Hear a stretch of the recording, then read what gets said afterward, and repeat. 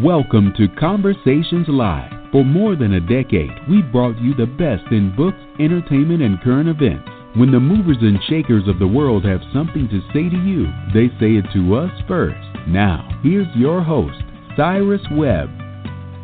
And welcome back, everyone, to Conversations Live. I'm your host, Cyrus Webb. Glad you all could tune in once again, either on the radio dial in Mississippi at WYAD 94.1 FM. We welcome you, or through our online affiliates around the world. We're glad to have all of you with us as well. I am really excited to welcome back to our program someone who I'm very glad to call a friend. Miss Renee Lawless is back with us today to talk to us not only about her journey in the arts and entertainment, and also what it's been like for her to see all the hard work she's been able to put in over the years pay off. We've gotten to know her most recently as the woman who we're really not sure if we love to love her or love to hate her sometimes, but she's definitely entertaining to watch, and that is Catherine Cryer, only hit show on the Oprah Winfrey Network, The Haves and the Have-Nots. We're going to talk to her not only about the show's success, but also what it's been like for her to see the way this character has really evolved, and what it's been like for her to see the way that fans are responding to the character as well. At the end of a segment, we'll let our audience know how you all can stay connected with Renee. But Renee, hello to you, and welcome back to the program. Hey, great to be back. Great to be back, Cyrus. Good to hear your voice.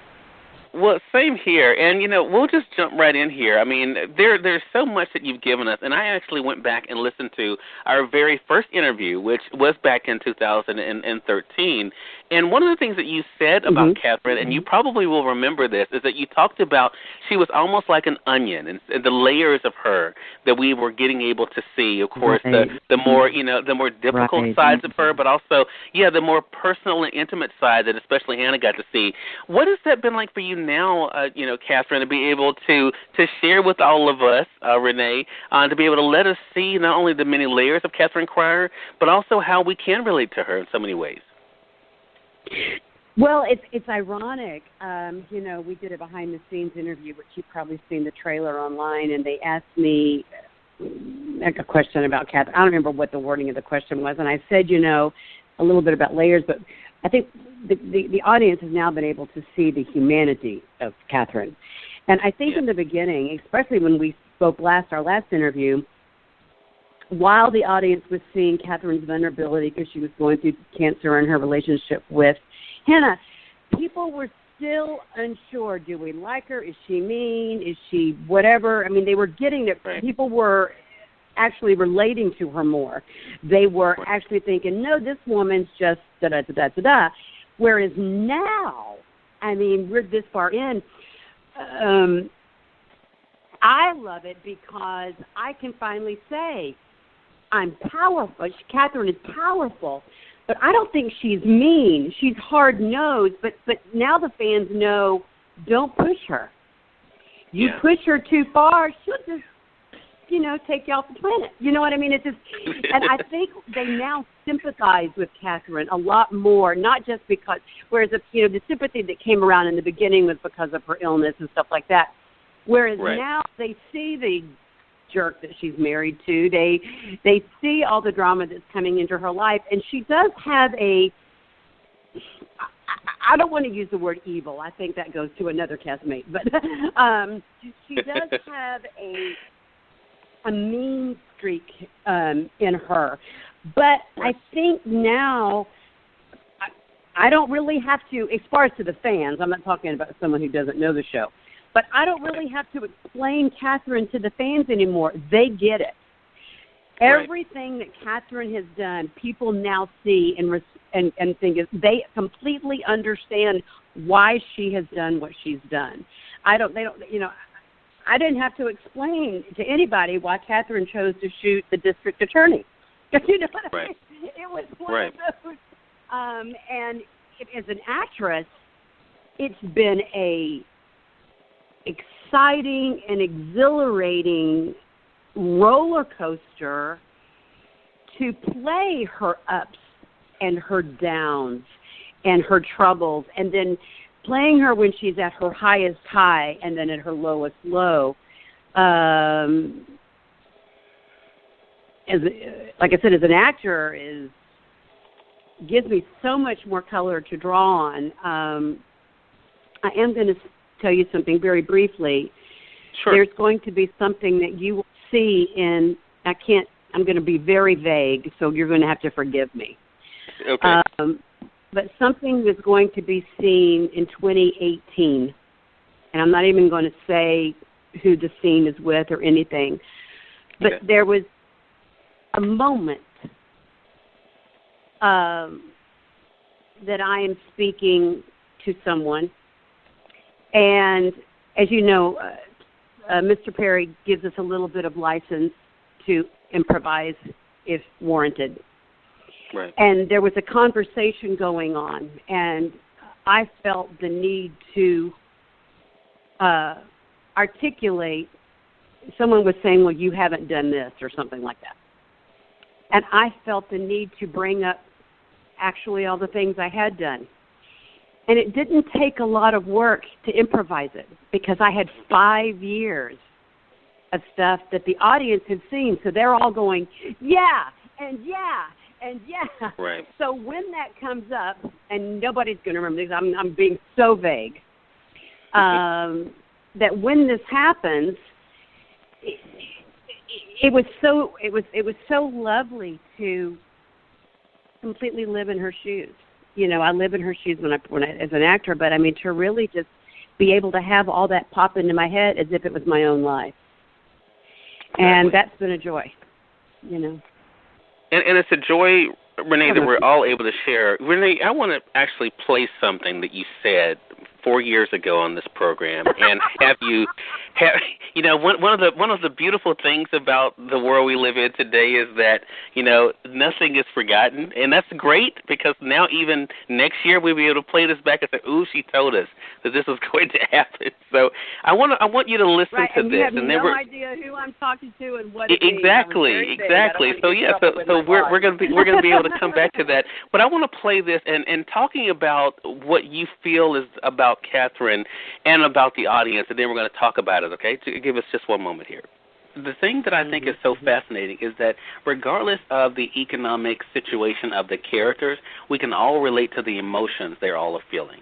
And I think that is what really has been so amazing. Has that been part of the case for you in bringing to life Catherine, that you know, here you have this woman who, from the very first episode, you're thinking, I'm not going to like her. I mean, but then we've kind of seen how you have, as this character evolved. You know, talk to us about that, what it's been like for you to kind of bring these layers to us.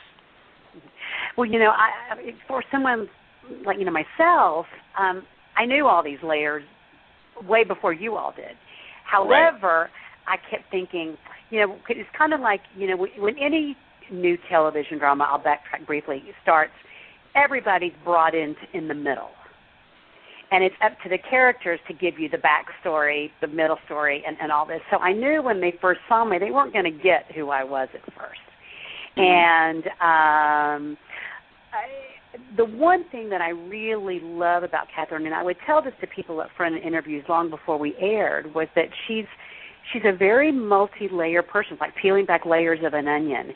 And I describe Catherine as basically like a hollow oak tree. That to the outside, she's this big, strong, towering, you know, pillar of strength, and she branches out and you know, deep-rooted in tradition and long history. But on the inside, she's rotting and she's hollow, and she said, not because she's that way as a person. She's actually a really wonderful human being. It's just that what her husband, her children, her life has given her has made her a very lonely person. And our show, I think, in many ways, the Have and Have-Nots, it's not about, it's basically what it means to have, and not about race or anything like that, and we'll talk about that later. But as far as Catherine, the thing I loved about her the most, and I could talk about this for literally hours, but the thing that grabbed me the most was that even though she's worth $50 million, which I personally cannot relate to yet, I personally cannot relate to, as I put that tagline on there, and probably our average audience member, except Oprah, can't relate to, you know, either. However, she's a woman who's over a certain age in her life. She doesn't like her body. She doesn't like getting old. She doesn't like getting fat. She's dealing with cancer. She has problems with her kids. Her husband is on her last nerve. She has all these things. Now, all of those layers there are 50 million people that can relate to that. Exactly. There are women that are all, women, we always don't like our bodies. We're always complaining about getting old. Our kids drive us crazy, and some of us have issues with our husbands. Probably not so much as James Cryer, but we have issues with our husbands. So in that respect, I felt in many ways was probably one of the more relatable characters because she had all of these issues going on. And I thought, oh, how wonderful.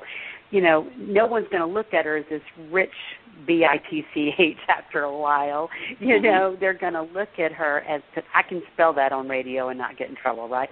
Oh, yeah, definitely. But really they are looking at her as someone going, oh, my gosh, she's just like me. And then when the cancer thing came into the whole fray, that opened up a whole new set of doors.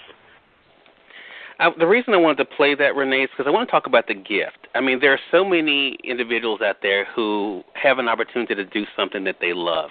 What has it been like for you to have the gift of bringing all of these different elements together in this one character, in this one show? Oh, it's more than a gift, Cyrus. It's a blessing. I mean, I never take what's going on in this for me for granted, and I feel very blessed that I'm still alive to film it every season, both as Renee and both as Catherine. I'm glad he killed her off. But I am extremely blessed, and the gift, if you want to use that word, from Tyler Perry to do this is just that, a gift and a blessing. And every day on set, working, I never lose sight of that, and I never, and I try to keep it. For instance, Renee isn't free of problems.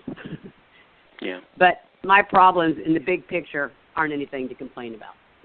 You know what I mean? So I just thank the Lord every day that I don't really have anything to complain about. I have complaints in my own personal world, but not in the big picture. There are people that can't, put food on the table. So I'm blessed to do that. So I'm very blessed to, not only was I blessed to bring this character to life, but to create this character. He kind of gave all of us kind of a carte blanche. He gave us parameters, and we were able to fill in the blanks. And I think we've all even expanded from what the characters were going to be in the first place. And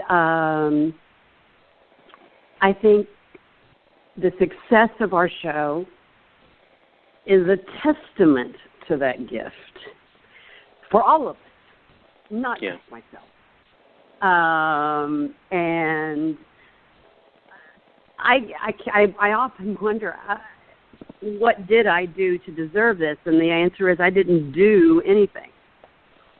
The Lord chose to put me in front of Tyler Perry and put this blessing on me. And yes, I worked my butt off for years. I can say I did that. But as far as, a gift and a blessing is a blessing, Right. So it's been pretty incredible, actually.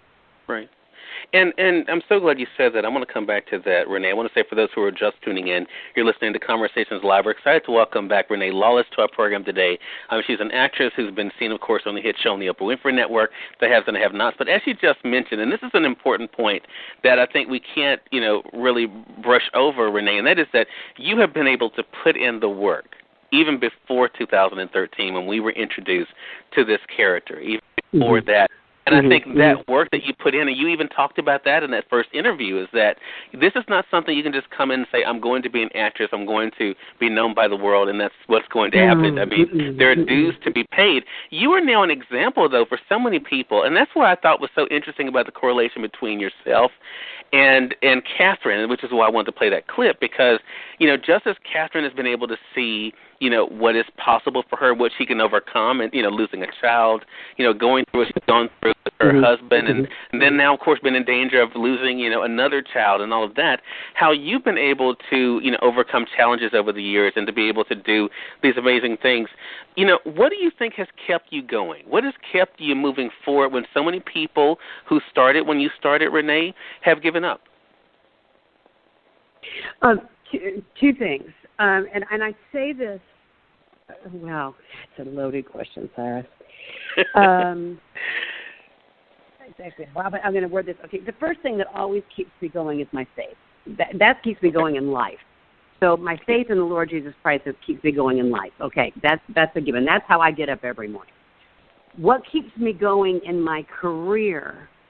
Because I have to say, and I can say this with certainty,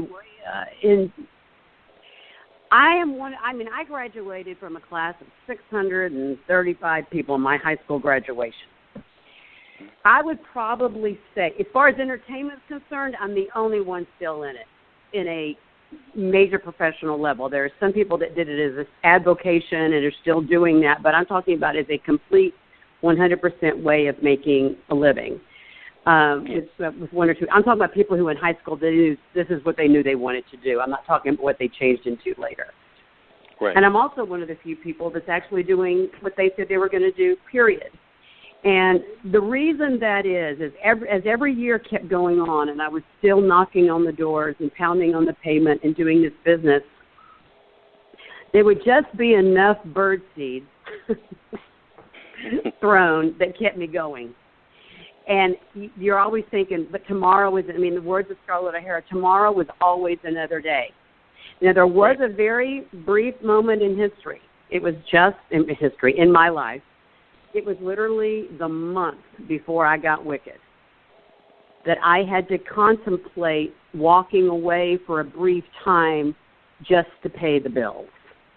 It did not mean I wanted to leave the profession and give up, but things were happening that I was going to have to get a 100% full, not put in the time and the energy because money was getting very, very shallow. And then Wicked came, and it was, again, and I'm going to say this to anyone out there, another thing that's kept me going, I enjoy doing a lot of things, Cyrus. I've done event planning and party planning. I did that between jobs in New York City. I am, as you know, I've said before, you may not know this, I am a consummate crafter. I'm actually doing another episode of Hallmark Home and Family next week. And I'm getting ready to potentially launch a video series of crafting. But that's all wonderful and great, and that makes me happy, and it's a great avocation. Would it sustain me solely? No.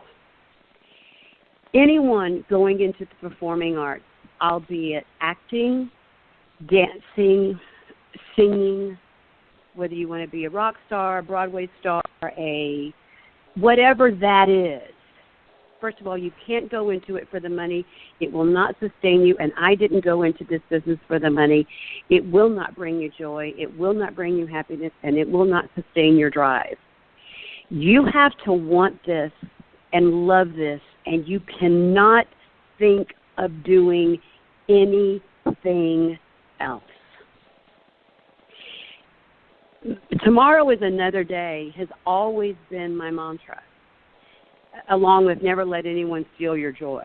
That's my biggest mantra. So what's kept me going is, the sun's going to come out tomorrow. It's not going to, no doesn't mean no, it means not now. And it's not, if it didn't happen today, it's going to happen tomorrow. Now, I say all this to you because I'm very much aware of my own ability. And I'm very much aware of my faults, extremely aware. So I am still studying. I still study. Robert De Niro still studies. Right. And I also surround myself enough with people to help me keep both of those things in check, that are not going to gain any financial benefit whether I stay in this career or leave this career. So I have to. There are a lot of people out there that say I want to be an actor. I'm really good, and how can I be a star tomorrow? And I'm like, well, if you want to be a star tomorrow, you just need to go home and go work a day job and be a secretary, because it only happens on American Idol, and even that doesn't happen very long. If you're not Carrie Underwood, how many other American Idols can you know what I'm saying? You know, right. Or I mean, there are a few out there, but I mean, I just totally one of them just completely Kelly Clarkson. But what I mean is, you have to be patient. You have to work. You have to study. You have to be ready for when that moment comes.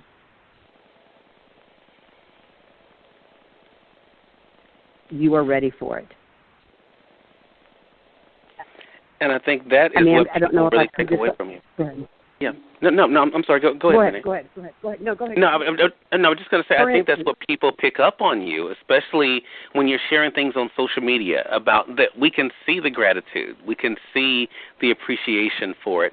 And I think, that in itself is encouragement enough. I mean, that we see you being able to live out your dream and walk in that passion that you have, but we also see that what it takes for us to be able to do that same thing. Is that what you hope as people follow your journey, that's what they take away from it?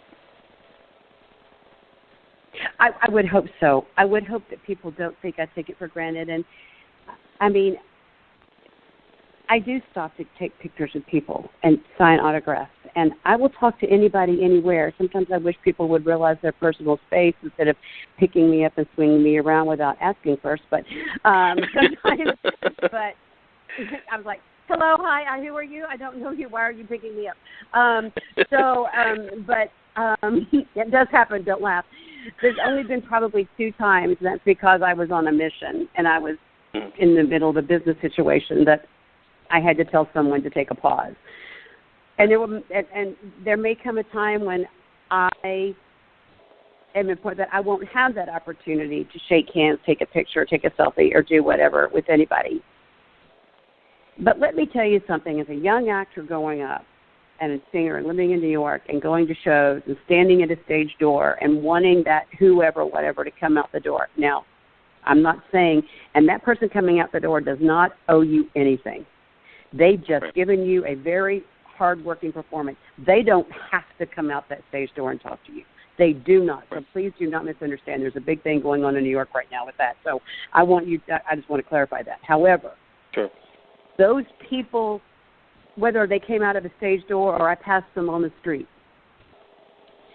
that took the time to take the picture. Well, we didn't really have selfies when I was starting out. We didn't have those kind of phones. I was back in the Stone Age. But, I mean, it took the time to talk to me or to sign an autograph or just to shake my hand or just to say hello meant so much to me that I said, if and when this happens, I want to be that person who does not forget where I came from. And I always want to remember that there's always somebody out there, and it's the fans that keep me on TV. It's the fans that keep me on stage. It's the fans that keep me on Twitter and Facebook. And I need to be grateful for those fans, as well as any up-and-coming person that seeks inspiration. At the same time, security is involved. Right. So while I'm very open to doing a lot of things, there are sometimes if I don't, it may be something you're unaware of. Where much is given, what is the word? That's not what I'm going to say. The more famous you become, I guess is the word I want to say, the more dangerous it can be. Sure. And so sometimes if I say no, but I've digressed, and forgive me. But as far as keeping going, I've kind of digressed off this question, and forgive me for that. I'll go off on the tangent. No, it's fun. So basically, I just feel like that I guess I just never want to take it for granted, and I always want to be there for people when I can. So, and it could all be gone tomorrow. Sorry. My show can be canceled tomorrow. It's not. Yeah. It's not. Right. Well, yeah, exactly, right. It's not canceled. Don't fear. We just played on 2 seasons. We're here. We've been for a while. So, but it could all be gone tomorrow. I mean, I was on Broadway, and when my Broadway contract ran out, I was in the unemployment line the next day. I've got a lot of friends in New York right now on had been on several Broadway shows, and they're still waiting tables. So nothing is promised, But, I think it goes back to what we said even in that clip from 2013, Renee, and that is about, the understanding of that. I think our audience, they're hearing what you're saying, they're seeing what this character you're bringing in life and realizing, that those things, as you said, not all of us know what it's like to have $50 million, but 50 million people know exactly what you're talking about now, and that is about the importance of appreciating what you have, being able to do what you love, and not to take those things for granted. And I'm excited to see, I love the way that this season is unfolding. I mean, going back to that layers metaphor, I know there's going to be a lot of great things. We're already seeing, of course, with Catherine and her relationship with Hannah. Glad to see them having that connection back again. It's been great to have them being able to comfort each other in their own losses, respectively. Then, of course, what's happening with Veronica. So since we mentioned social media, we have to ask, how can our audience stay connected with you, Renee, and kind of keep up with what's coming up next for you? At Ms. Renee Lawless on Twitter. Or you could put Renee Lawless, it would still come up, but it's Ms. Renee Lawless on Twitter, Renee Lawless on Instagram. I'm really trying to get better at Instagram. I never think of it. I don't know why. And on Facebook, my fan page, Renee Lawless. I do get a lot of private messages because I haven't taken that down yet, and I may get to the point that I'm going to have to because I feel bad when I can't respond. So all the time to people, but you can reach out to me on Facebook. I mean, you can see me on Facebook. And I was doing a Snapchat thing for a minute, but I don't get that either. I'm working on that. So, well, look, we understand. You have a lot going on. So, I got to go to the stove. You know what I mean? It's like, I'm like, exactly. I ain't got time to sit here and tell y'all that, no, I'm teasing. But you're going to be seeing a lot more. But I'm thinking, I'm an old lady. I can only keep up with so many of these little young people stuff, I understand. I totally understand. And I think our audience understands that too. But make sure you all do follow her on Twitter, though. Miss Renee Lawless, as she says, she's definitely there. And Renee, I'm so glad we got a chance to reconnect. I'm excited about this season. Make sure our audience is tuning in on Tuesday nights at 9 p.m. Eastern, 8 p.m. Central on the Oprah Winfrey Network or on the OWN app. So make sure you all take advantage of that. And Renee, I'm so excited for you and looking forward to our next conversation together. Oh, I am too, Cyrus. It's always a joy to talk to you. Always a joy. I love the questions you ask. You really get me thinking. Well, thank you. I appreciate that. Look, and I know our audience appreciates that too, and definitely we'll be staying connected with you, Renee, and we thank your audience for tuning in to another great segment of Conversations Live. If you all came in late, you missed part of the conversation with Renee, don't worry. Thanks to our online friends, you all can catch the replay right after we go off the air. The link is already available through our social media sites, so head over to Facebook.com/CyrusWebb or go over to Twitter.com/CyrusWebb. If you click on the link there, you can listen to the show completely for free and share it with your friends from there as well. Until next time, I'm your host, Cyrus Webb, saying as always, enjoy your day, enjoy your life, enjoy your world. Make sure you take out time to enjoy some good music as well as a great book. Thank you all for choosing Conversations Live. You all make it a great one.